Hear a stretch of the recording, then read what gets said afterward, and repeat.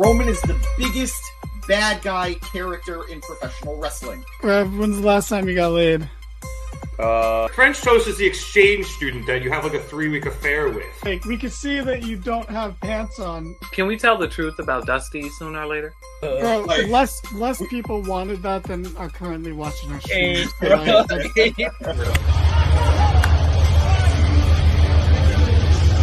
And you know Vince, and you still think, are these true? It's like... Welcome to the Mark It Down podcast.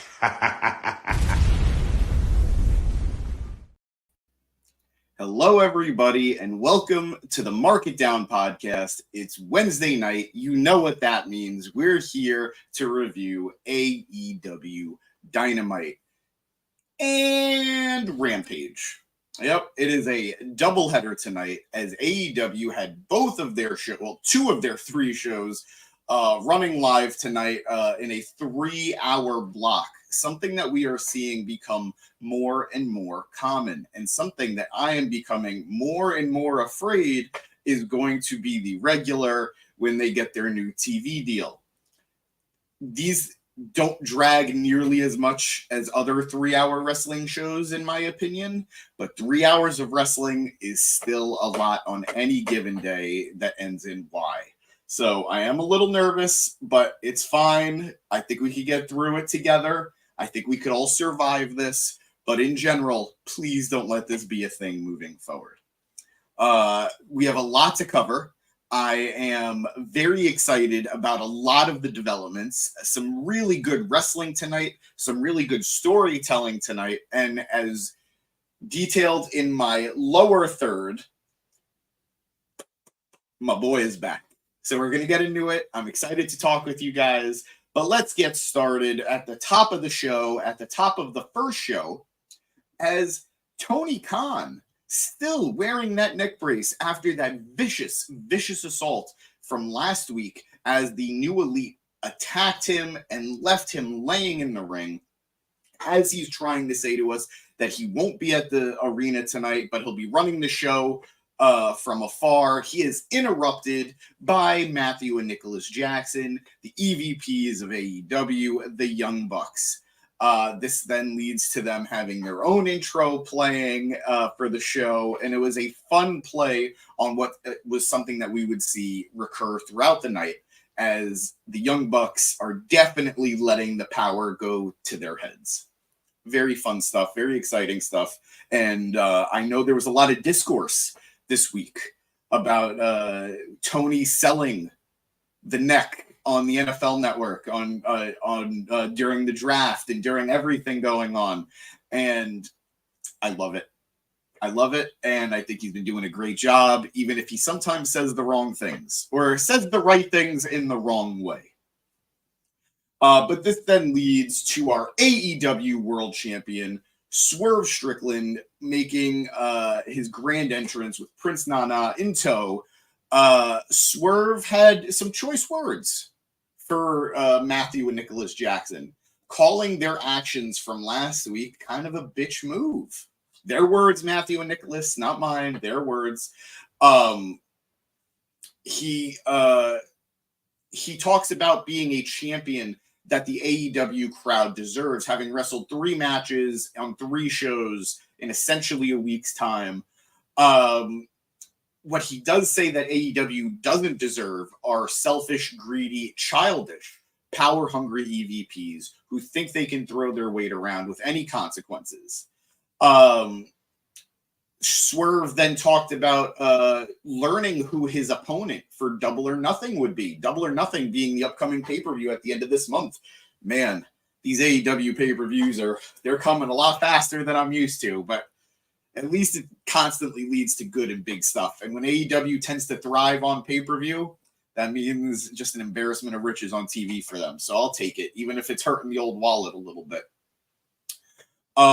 As he's getting ready to wait and see who his new opponent would be, the Young Bucks interrupt once again on the big screen, saying that they think success has gotten to Strickland's head, and to badmouth the EVPs, even using curse words, that's going to be a fine. Nick just loves throwing those fines around. The Bucks then introduce his upcoming opponent, one of Canada's finest, a former world champion, and someone who hasn't been around in a while. Not Kenny Omega, but Christian Cage, flanked by the family, his patriarchy of Nick Wayne, Killshot, and Mother Wayne. As they are getting in the ring and coming face to face with Swerve, Christian has a microphone in hand, but can't quite get the words out as the crowd is heavily cheering for the former TNA world champion, the former world heavyweight champion, and the former TNT champion, Christian. As he's about to get his first words out, he instead blindsides Swerve, hits him with the microphone, and then just all-out assault on the world champion and Nana. Christian then finally does speak as Killshot has his foot on Swerve's back, and he says, do you think Christian forgot? Do you think he forgot how Swerve months and months ago attacked his son Nick Wayne at a gym and bloodied him and left him laying? Do you think he forgot when they teamed up at All In, the biggest show in the company's history, and they lost? And in Christian's words, Swerve lost that match for them. He didn't forget, and he is ready to become world champion.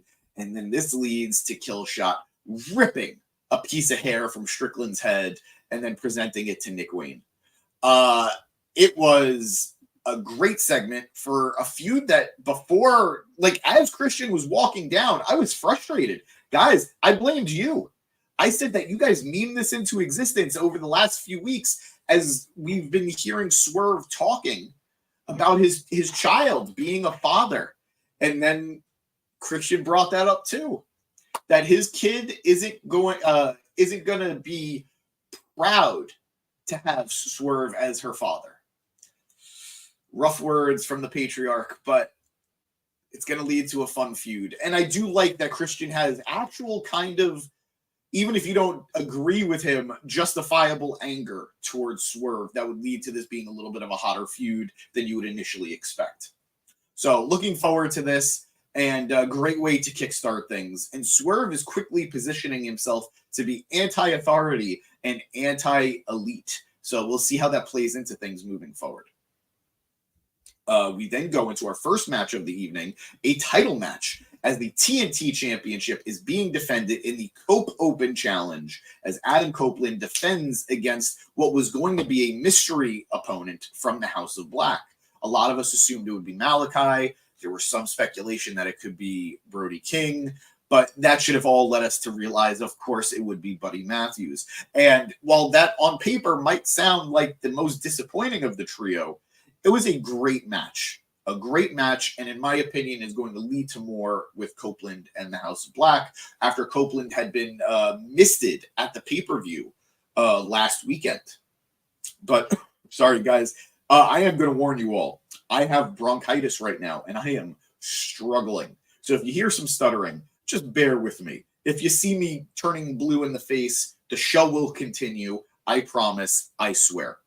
But if you hear some coughing, I do apologize. But this match was a lot of fun. Copeland, I got to hand it to him. Every match, he is bringing something new, something different, and he is having a lot of fun wrestling people he's never faced before. This was a fun, dynamic match. Although I won't lie to you guys, I got a little nervous in the middle of it. As we went to commercial, Copeland had hit Matthews with a double crossbody. They hit each other with a double crossbody. And that brought Aubrey Edwards, the referee, to bring out a doctor as Matthews started spitting up blood throughout the entire commercial break. The match was able to resume somehow. I guess, it wasn't that bad. Maybe he kind of bit something. I don't know. But the match resumed, and these guys just kept going at it. There were lots of fun bumps here. Copeland, as we came back from commercial, hit 10 corner punches. But then Matthews hitting a Liger bomb for a 2 count. That was a good spot. Both men fighting and then traded superplex attempts before Copeland was able to connect with an avalanche impaler. I'm telling you guys, he he knows he does not have that much time left as a professional wrestler, and he is wanting to hit all the fun stuff that we wouldn't really expect from him at this point. Great spot. Only getting a near fall with that. Copeland then went for a spear, but Matthews was able to cut it off with a series of knee strikes. Very fast knee strikes, very quick. I get reminded, I forget sometimes how good Buddy is. And then he has these matches, and I'm like, there it is. He then hits him with a jackhammer, but only gets the 2 count. He then quickly transitioned into a crossface, but Copeland was able to escape with an Olympic angle slam. I don't know. We then get the announcement from Justin Roberts that 20 minutes had passed, and after another failed spear attempt, Buddy hits a go to sleep. Guys, let me know if this is a move he's been hitting a lot, but out of nowhere, he hit successfully a GTS. He then goes for a curb stomp, referencing his old messiah, Seth Rollins, but he misses that, and Copeland is able to finally connect with the spear, getting the 1, the 2, and of course, the 3. After the bell, Copeland continued to attack Buddy. Something I speculated on a week or two ago, or a week ago in the comments. Now that he's been misted, I've been expecting a darker side of Copeland. Oh, just going to check the comments real quick. What up, Dev? How you doing, man? Good to see you. Hope you're doing well. Where have the guys been? We've all been here at various points throughout the last couple of weeks. We just haven't really been together. I don't want to say there's a market down civil war happening, but, you know, I don't know if the divorce, everybody's going to get equal stuff. But we still love you, Dev. And no matter who's here, come check us out. And I am only kidding. We're all good. It's just everybody's schedule is kind of crazy right now. So tonight is me. Tomorrow should also be me. Friday should be Matt. And then Monday we'll be back to Danny. And then God willing, next Wednesday we're all back together.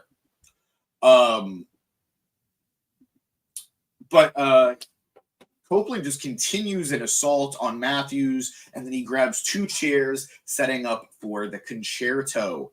But as he's about to take the swing, the lights go out, and as they come back on, Malachi Black is standing right beside Copeland, telling him to do it.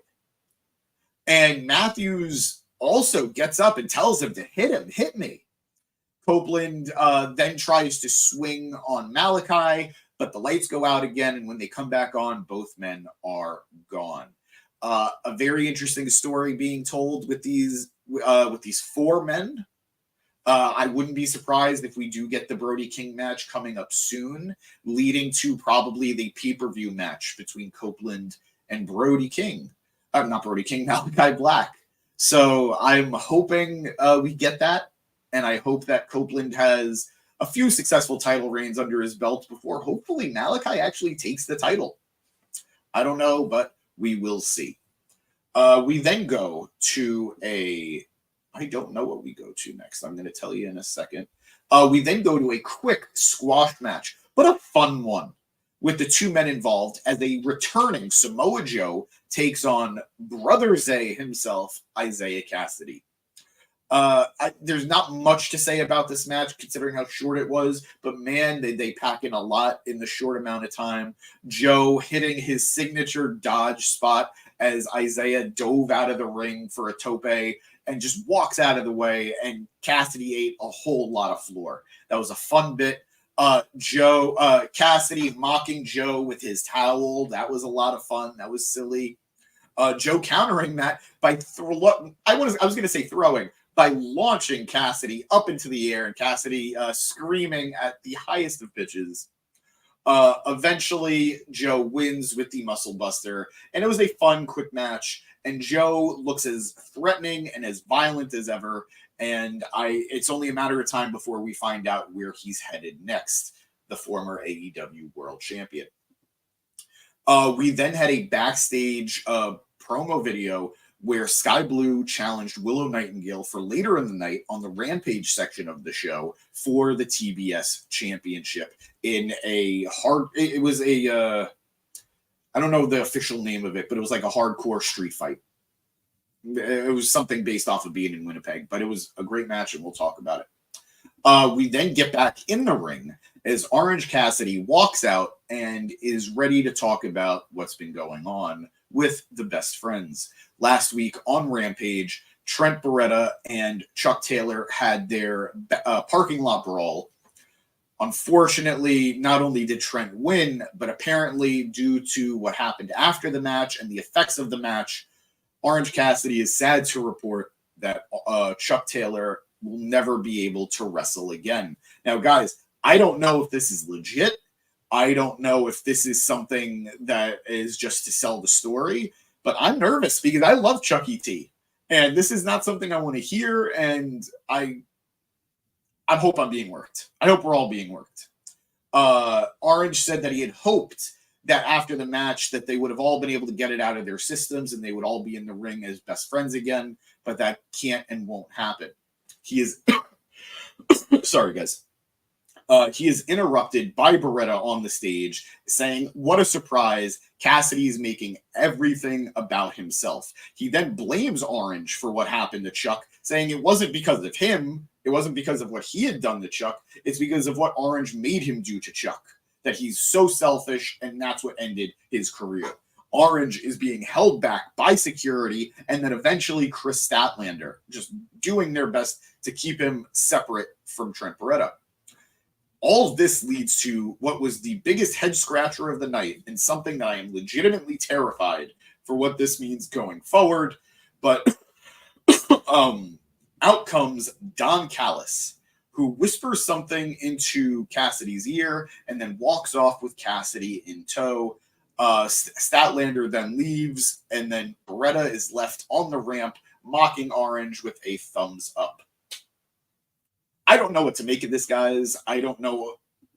Orange Cassidy being paired up with Don Callis is the biggest what that I can think of.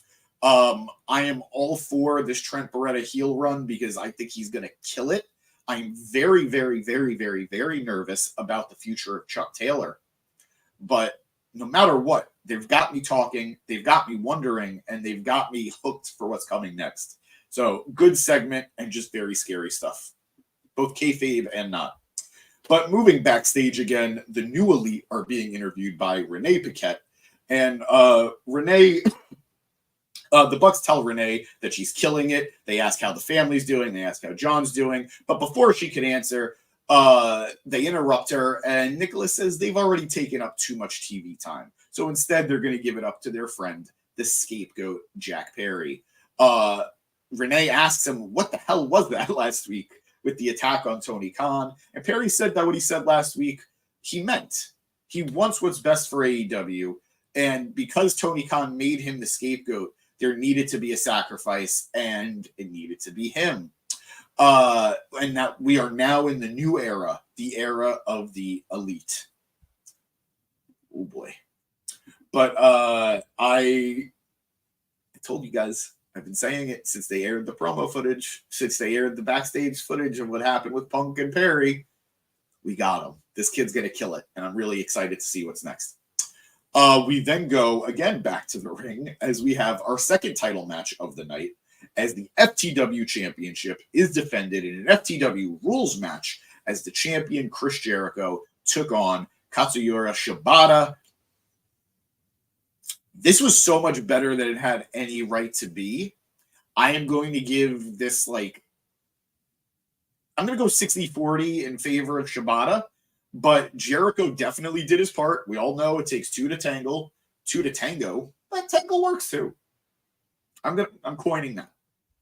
But this was a fun match. This was a mix of genuine, hard-hitting, owie pain, and some comedy spots, something that you don't normally see from Shibata. And when he does hit it, it's just good stuff. Jericho made his way out with the Learning Tree music. And in the crowd was his father, actually, New York Ranger legend Ted Irvine. Cool to see him. Wasn't expecting him, but it's always cool to see these family spots. And, of course, it's always fun to see Rangers royalty.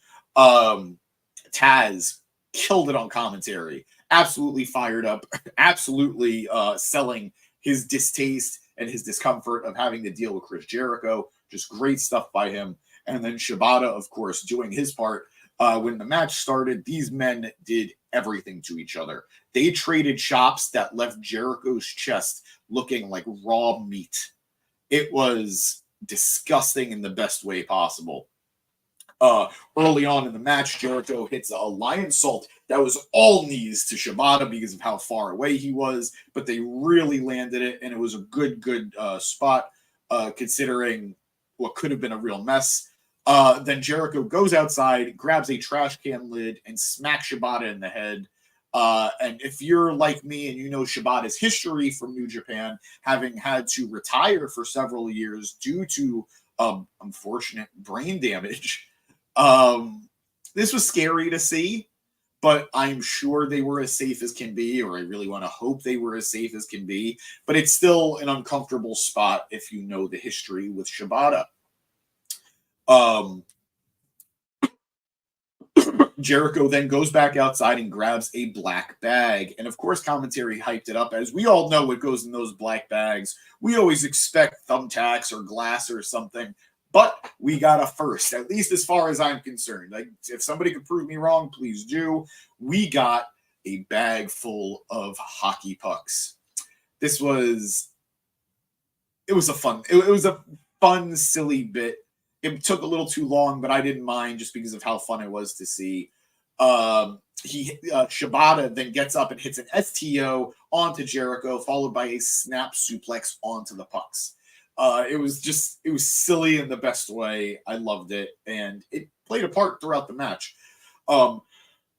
We then get another chop battle between the two guys. Shibata basically no-selling it and just acting like an absolute badass, an absolute G. We go to commercial as Shibata is landing the loudest chops, and the crowd is reacting in tow. Now, let me actually speak about the crowd really quickly. Throughout the night, I thought they were there, but I think they could have delivered a little bit better. It was almost like they were waiting for huge spots to react to, as opposed to naturally reacting to things as they should have happened. They weren't silent, but they were not as loud, or they weren't as consistent as they should have been, in my opinion. But they did react here, and I will give them credit for that. As we come back from a break, Jericho legit just whams Shibata with a puck, throwing it at him, and then hits a double leg and applies the walls of Jericho to Shibata. Shibata is able to escape and put him in a figure four leg lock, but Jericho once again grabs a puck and throws it right at Shibata's mouth. Taz got a good one in saying, "What the puck?" Lots of puck humor, lots of Canadian humor tonight.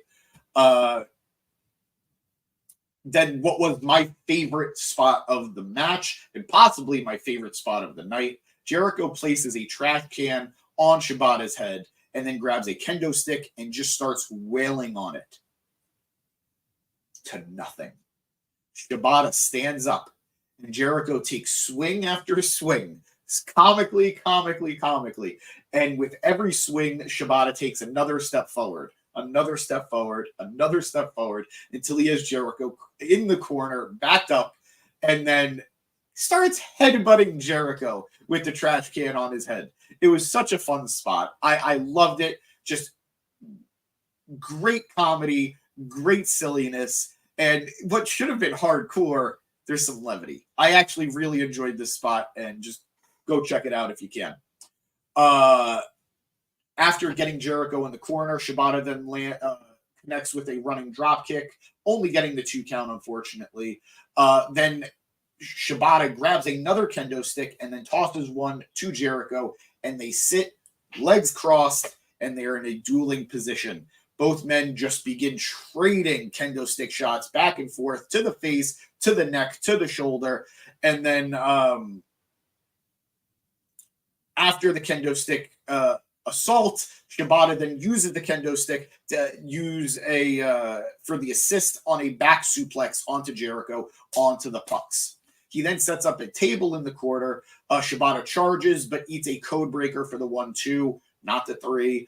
Shibata then dodged a Judas effect into a rear naked choke into a ripcord chop. Lots of chops in this match, and it was great. Shibata then repositions the table out of the corner, flat, and Big Bill comes in, hits a choke slam on Shibata through the table, leaves, and Jericho makes the cover for the 3 count.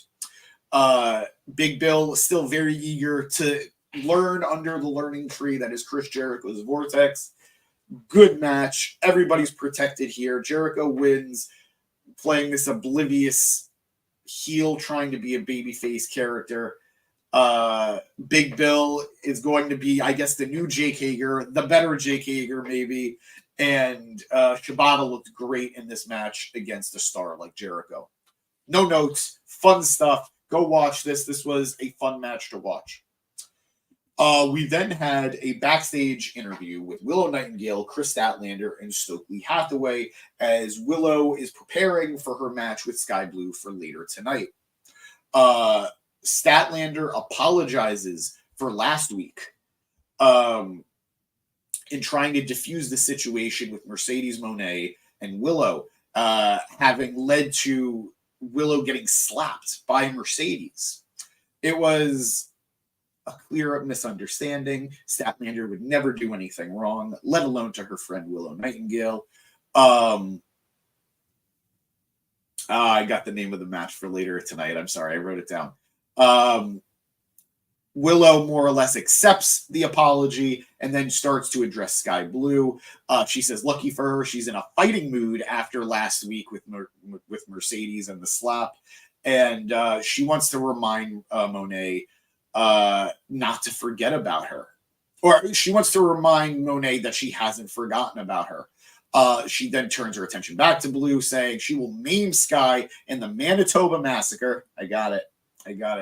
And Stokely says he can't complain to anybody about Blue's comments because Tony Khan was taken out by the Young Bucks. I loved it. He had a great line saying, what did I do to deserve this other than my own actions?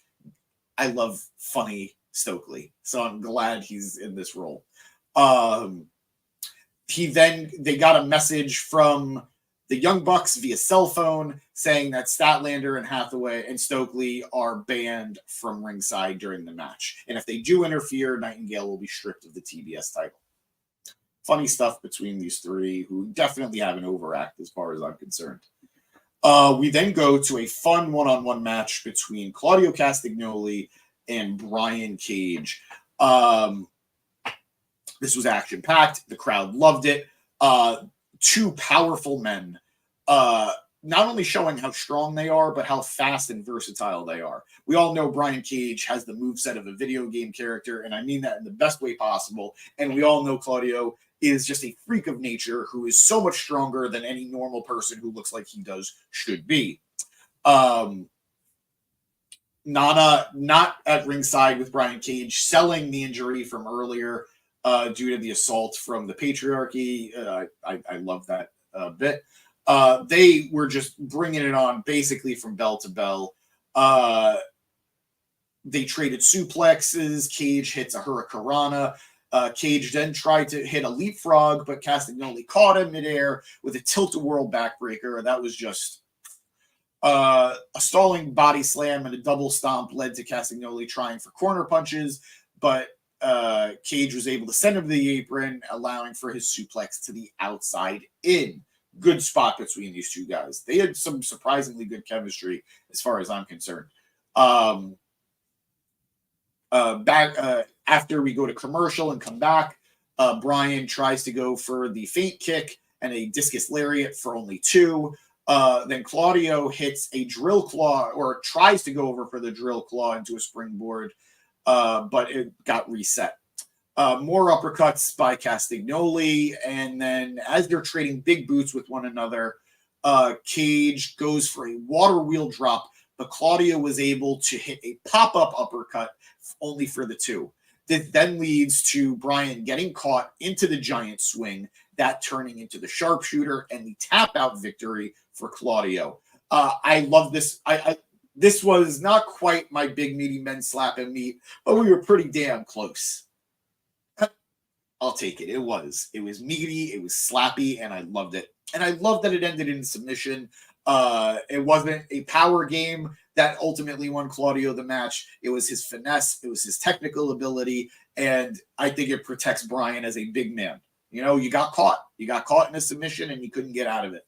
Great spot. Good match between these two. And Claudio definitely needed the win after having taken the loss last week on Collision, or this last Saturday on Collision against Swerve in the championship match. We then go backstage to another Renee Paquette backstage interview as she interviews Rocky Romero. She asks him about what's going on with the best friends, how he feels, whose side is he on? And he made it clear, and he said it to Trent, and he said it to Orange, and he said it to Stat. He's not on anybody's side because there's no winning here. He realizes it's now time for him to go do things on his own. And as a former champion in CMLL, in New Japan, and in Ring of Honor, he wants to win some gold in AEW. And the only way to do that is to rack up wins against championship-worthy opponents. So he challenges a partner from a few weeks ago, Kyle O'Reilly, to a match later tonight on Rampage. We then go back to the ring, as this was a fun match, guys. I'm just going to let you know now. As Serena Deeb took on Mariah May, who was joined at ringside by her mentor, Toni Storm, and, of course, Luther. This was a hard-hitting match. Both women really, really bringing it to one another. And this was the main event, too. Or at least this was the main event of Dynamite. Got to give it to them. They really made the most of their time slot. And just lots of counter wrestling, lots of technical wrestling, lots of fast-paced action on Mariah's part. There was a beautiful bit as she had Serena on the top rope on the corner, and she went for like Trish Stratus's old like leg catch toss from the top rope, but Serena caught her and then turned it into a half Boston Crab. Great segment between the two. And that led to the finish. As she's cranking away on Mariah's knee, Toni Storm, not being able to watch her protege take any more abuse, throws in the towel. This then leads to, of course, Deeb being the number one contender and facing Storm at Double or Nothing. Personally, I love this bit because it tells a double story. Does Toni want to protect Mariah because she cares about her and she's worried about her getting hurt and looking out what's best for her? Or was she worried that May might actually pull out the win and she doesn't want to face her protege? Great story here. Good stuff. Go check it out. Really hard hitting. We got lots of submissions, like I said. There were figure four attempts, top rope attempts. Mariah hitting her sweet chic music into the corner, you know, that running hip attack into the corner. Just good stuff between these two women. Lots of bending, lots of pretzeling. Go check it out. We then go backstage again. Renee working hard tonight as she's interviewing the TNT champion, Adam Copeland. She asks him what's next. She asks him if he's all right after tonight because he seemed a little out of it. As Copeland was figuring out how he was feeling and what to say, Kyle O'Reilly so sorry, guys. Kyle O'Reilly walks in and said if Copeland ever wants help against the House of Black, he'll have his back. Copeland was going to thank him when he noticed that Kyle was sort of eyeing the TNT championship. It says, hey, my eyes are up here. I thought that was a funny bit. He ultimately thanked him and then wished him luck against Rocky Romero tonight as Copeland has another match next week. We then go into my long-awaited return as the cleaner, the best bout machine, the former AEW world champion, and the pride of North Carolina.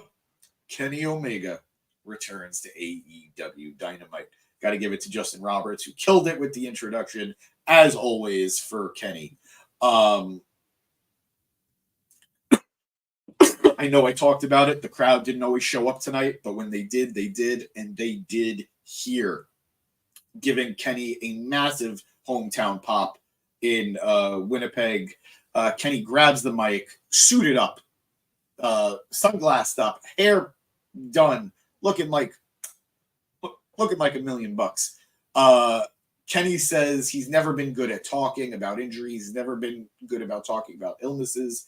But a few months ago, he was, as we know, diagnosed with diverticulitis.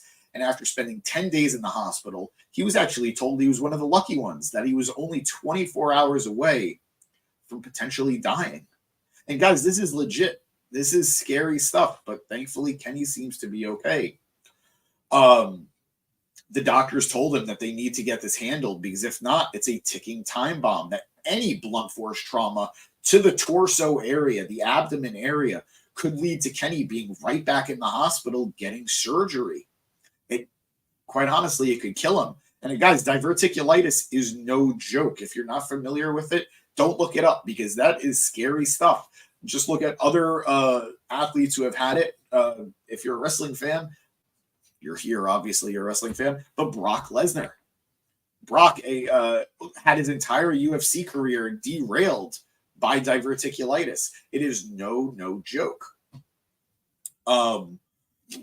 Since that day, though, Kenny said that he had to stop watching wrestling because he was scared for the first time in his career, and it made him feel like a coward. Maybe this whole thing was to come out and say to the fans that he had to retire. He hadn't been watching wrestling, but finally, a few weeks ago, he finally did start watching again, and he watched Dynasty. He brought up Swerve making history. He brought up Bryan Danielson versus Will Ospreay's match being one of the greatest matches of all time. Kenny started shaking again and wondered if it was due to being scared, but that's life. The reason he was shaking was due to withdrawal. He missed it. He missed being the best. He says it's what fuels him, and he hates that as these conversations are happening about who the best wrestler is, he's being forgotten. Kenny made a promise to himself and the fans, saying that until he exhausts all options, even if there's a 1% chance, even with a potential colostomy bag, something he talked about earlier, saying that that was a possibility, maybe for at least 6 months, he will do it if that means he can get back in the ring. He then says, in a rather humorous note, on the topic of colostomy bags, he wants to bring up two shitbags, Matthew and Nicholas Jackson. What the two EVPs forget is that there's another EVP, and that while Kenny might be fired from the Elite, they can't fire him as an EVP. And until someone says otherwise, part of this company belongs to the Best Bout Machine. And then all of a sudden, guys, the coin drops, and out comes Kazuchika Okada, the Rainmaker, the Continental Champion. He comes face to face with Kenny Omega, and we get our holy shit chant of the night. Guys, I was chanting holy shit too in my own home. It was amazing. If you were a historian, or if you are a New Japan pro wrestling fan, or even if you're just a Kenny Omega fan or Kazuchika Okada fan, you are aware of the rivalry that these two men had for years. The series of matches, quite possibly my favorite series of matches in all of professional wrestling.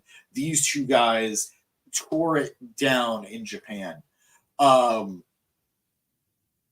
says it's funny, and brought up their rivalry and said that if he gives him just a couple of months, they'll finally settle it in an AEW ring. Okada says that he's sorry, but he's the Best Bout Machine now. And as he says that, Jack Perry flies out of nowhere and hits Kenny from behind. Okada then goes outside and throws a chair to the scapegoat. And as Perry's about to hit Kenny with it, he instead wipes out security, hitting some nasty headshots. It was, I hope everyone's safe there. But this gives Kenny just enough time to fight back, hit some strikes onto the scapegoat, and then a fun Snapdragon. I love Kenny's Snapdragon so much. But as Kenny is about to go for the V-trigger, he starts clutching his abdomen, he starts clutching his midsection, and as he goes for the run, Okada trips him up. He turns, and that allows Perry to hit Omega from behind. He then hits a vicious chair shot to the ribs of Kenny. This brings out the Young Bucks, and they tell Okada and Perry to relax before grabbing Kenny's hands themselves and delivering a nasty EVP trigger. Okada was about to go for the Rainmaker when FTR, of all people, sprint out and bail Kenny out of the trouble. And that's the end of Dynamite, which leads us directly to the beginning of Rampage, where Kenny is still down in the ring, still knocked out, and about to be stretchered to the back. We do go backstage where the ambulance is waiting, and as Kenny is about to be loaded into the ambulance, the Elite come back, Perry, Okada, the Bucks, and they take out FTR, and then they flip the stretcher that Kenny's on, tossing him to the concrete floor. It was a rough thing to see for a guy who we know has to be taking it careful, has to be taking it easy. But man, they are doing a great job of getting some heat on the Bucks and the Elite in general. Let's see where it goes. I hope we don't go another few months without seeing Kenny, but if we do, this was a great way to keep that flame burning in the meantime. Get well, Kenny. I'm sending you an air hug. We then go. So sorry, guys. We then go to our first match of Rampage as the Switchblade, the knife pervert himself, Jay White, takes on Dante Martin. This was a quick match. This was a fast-paced match. Not a lot to really say. We went to commercial as Switchblade was able to knock Dante off the ropes, and Dante landed pretty nastily on his face. As we get back from commercial, Jay has Dante in a reverse chinlock. He then hits a big Uranagi, and then as Dante is trying to ward off chops and go for a springboard moonsault, Jay catches him, hits him with a half Nelson, and then hits him with the Blade Runner for the 1-2-3. After the match, it looks like Jay's actually trying to put Dante over. He grabs his arm, does the whole, acknowledge him kind of thing. And then he then, of course, attacks him, but he hits a paradigm shift. He hits a Death Rider onto Dante Martin, and that brings out the rest of Top Flight to make the save. But I wonder if this is signaling him calling out Jon Moxley, the current IWGP World Champion. I don't know if we're going to get a one-on-one match between the two, but maybe this leads to the Blackpool Combat Club versus Bullet Club Gold for the trios titles. We'll see, but very interesting stuff as we move forward with this team. Jay White definitely picking up some steam and looking a little more fiery lately. Oh, always a pleasure, Eric.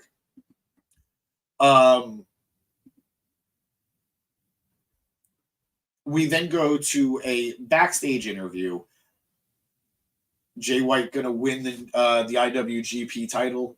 I don't think so, pal. He's not going back to New Japan anytime soon, I don't think. But we then go to a backstage interview with Deonna Purrazzo. Deonna, who turned heel last week after her match with Thunder Rosa, she complains about having to earn things once again in AEW and saying after last week, she's feeling herself and it's time for the rest of the locker room to feel her too. And if Thunder wants to make things personal, she'll be happy to. We then go to commercial break. And as we come back from commercial break, we get a Roosh hype package. Roosh is back, guys. Yay. He wrestled last week on Collision against another returning Rey Fenix. Very little fanfare, unfortunately, considering nobody knew that they'd both be coming back in the same night. But just good stuff. Happy to have him back, even if he scares me a little bit. We then go to a backstage interview with Big Bill as he's asked about having interfered in the FTW match earlier. He says that he's always believed in himself. He's always believed he's had the tools necessary to make it to the top of this industry. He was just always missing the proper guidance, and that Chris Jericho is the guy who could take him to the promised land. Jericho then comes through and gives Shibata credit for being a great wrestler, and as delusionally heel as he's been, talks about the fans cheering him and says that Big Bill is right. And he would love to take him into the Jericho Vortex and make him part of the learning tree. He then does the obnoxious wave goodbye to the crowd. And I guess the audience at home. We then go to a backstage promo where Strickland has ice on his head after having the hair removed. He reminds Christian why they tagged at Wembley, because Christian knew exactly the type of man that Swerve was. He says next week they're going to have a little talk, and this time he won't be alone. Looking forward to that interaction. I'm telling you, this feud is definitely going to be better than I initially thought. We then go to Kyle O'Reilly versus Rocky Romero, as Kyle went for the leg early on after a quick feeling out process. He hits the ankle lock. Rocky then tries to hit him with a rebound kick to the floor and then hits a suicide dive. Kyle then goes for a cross armbar on the floor as we go to commercial.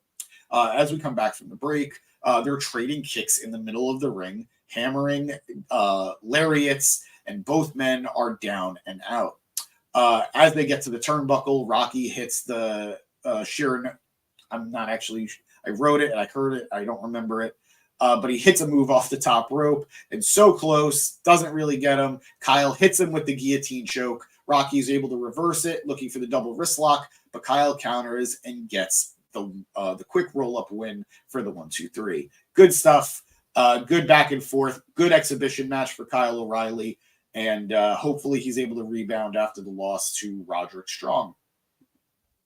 We then have a backstage interview with Saraya and Harley Cameron as they're talking about Toni Storm and Mariah May, who Harley nicknames Tiny Storm. I actually really like that. I'm surprised it took so long to get there, but that was some good stuff. They then, they do their normal trash talk, and I think we're going to have a match on Dynamite, but we shall see. We then go to a backstage interview with the Undisputed Kingdom, with Roddy and with Taven and Bennett. They trash talk towards Tony Khan for not being as neck strong as Roddy would be, having wrestled matches in neck braces. They talk about Roddy facing Will Ospreay at Double or Nothing, and that Ospreay is going to need every bullet in his chamber to win, and that means he's going to have to use that Tiger Driver 91 if he has any chance in beating him. They talked about AEW's future and saying how the Kingdom will decide where AEW goes from here, and that Will fall to the Messiah of the Backbreaker. It's going to be a great match. I have a weird feeling. I don't know if Will wins it, but it's going to be a great match no matter what. Sup, Navarro. Didn't watch tonight, but asking how Kenny was. It was great seeing Kenny back. Well, more than anything, it's great to have you here, buddy. Hope you're doing well. Kenny was great. It was I just talked about it a couple of minutes ago. After the video, definitely go back and rewind. He got physical. He sounded great. And it may be a while before we see him again, but it was a nice way to keep his part of the story going. And it really sold me on his real life troubles. And hopefully he is recovering as well as can be. Yes, Eric Perry did have a fire promo. He was great all night. And you heard Rampage's main event was sick. It was. We're almost there. And I'm excited to talk about it. And actually, that's where we are now. You jumped the gun on me a little bit, but we got this. Our main event was the TBS Championship match with Willow Nightingale defending against Sky Blue. At this point, both of these women are old pros at these hardcore matches. This Manitoba Massacre match. Right from the start, Nightingale had a trash can lid. They are fighting out in the crowd, going back and forth between the crowd and ringside. Sky jumped off of the barricade, but Willow was able to crack her across the face with a chair. She then set up Sky on the chair. Willow being on the apron, going for a cannonball, but Blue is able to roll out of the way. And Willow eats nothing but chair and floor. It was a rough spot.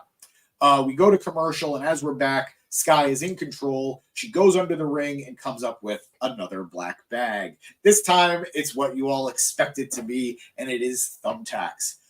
They're going back and forth. They go up top to the top turnbuckle, and as they're fighting for position, Willow hits her with an avalanche Fisherman Buster. onto the thumbtacks, but only getting the 2 count.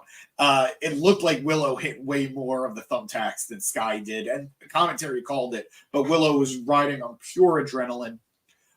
She then hits a body slam onto the chair, and Willow goes for a moonsault, but again, Sky is able to dodge it, and Willow eats nothing but chair. Sky goes under the ring once again, grabs a barbed wire board, and I love Daddy Magic asking, who spent the time to make this? Love it, appreciate it. I hear you. She then sets it up as a table on the outside, and as Willow and Sky are fighting for position on the apron, Willow hits a doctor bomb off the apron through the barbed wire board and getting the 1, the 2, and the 3. This was absolutely brutal. This was a fun back and forth match. Gonna hit the comments real quick. Dev says Tony needs to book AEW versus ROH storylines. I would love that, but Eric might actually die, Dev, and I don't think we want that here on the pod. Eric saying Rampage should be like Hardcore Night. I am not opposed to it being themed every week.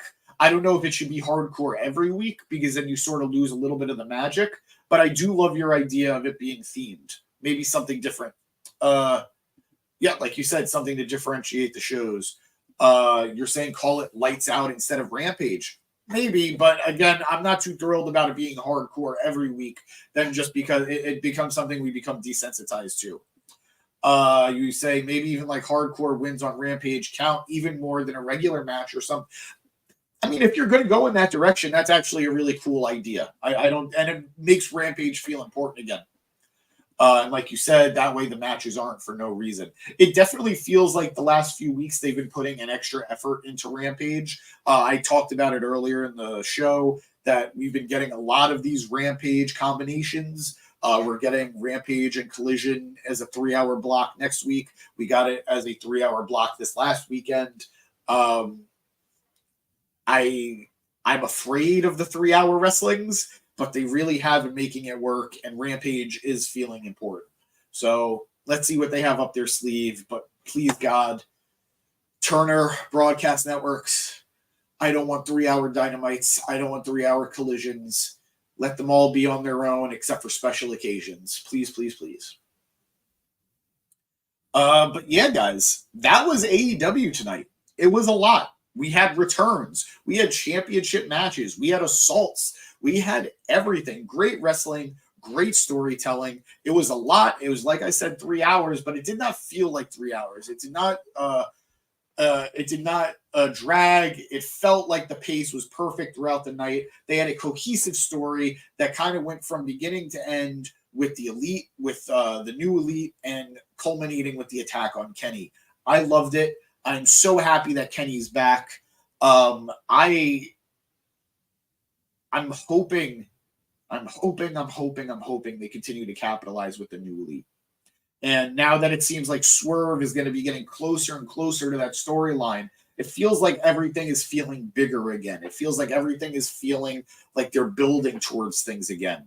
And whether that means Swerve is eventually losing his title because of the Elite, or whether that means Swerve is going to be teaming up with Kenny and maybe Hangman in the future, I don't know. Time will tell, but very excited to see where all this is going. I'm sorry you feel that way, Dev, who in the comments says that he thinks AEW is boring to them. All I could tell you is, personally, I know for many people, not necessarily myself, but for many people, AEW has sort of been in a downward trajectory. Personally, I feel they're back on the upward trajectory. I feel like they're going back up again and things are getting hot again. If you haven't watched Dynamite in a while, if you haven't watched AEW in a while, I think now is a good time to try to get back into it. There is a lot of exciting matchups and there's a lot of promising storylines being told. So give AEW another shot. As the tagline has been for a lot of fans on the internet, the feeling is back. At least I think so. So I hope you can find enjoyment in it again. Otherwise, come check us out during our WWE and TNA reviews. But yeah, guys, that was AEW. That was Dynamite and Rampage, and I had a great time. I hope you guys did too. You know the drill at this point. If you like the video, please hit like. It lets us know what to keep doing and what not to keep doing. If you want to keep following us, hit that subscribe button. The more of you guys there are, the more we can do. And we really enjoy doing stuff with you, whether it's you commenting, whether it's you guys checking us out on social media, which, of course, we have ad nauseum, whether it's Facebook, Instagram, TikTok, X, no matter what, we're there. And we have fun, and we want to have fun with you. But, guys, I'm James Giusanti. This is the Market Down podcast. We will be live tomorrow night for TNA Impact. We will be live for Monday Night Raw on Monday with Danny. And then next weekend, I know we have a couple of pay-per-views, I think. We have a WWE pay-per-view and a TNA pay-per-view. We're going to do our best to deliver on all of the above. But I'm James Giusanti. This is the Market Down podcast. As always, watch wrestling. As always, have a good night, and I'll see you later. Nope, that wasn't right. I don't know what that was. There you go. I'm so sorry.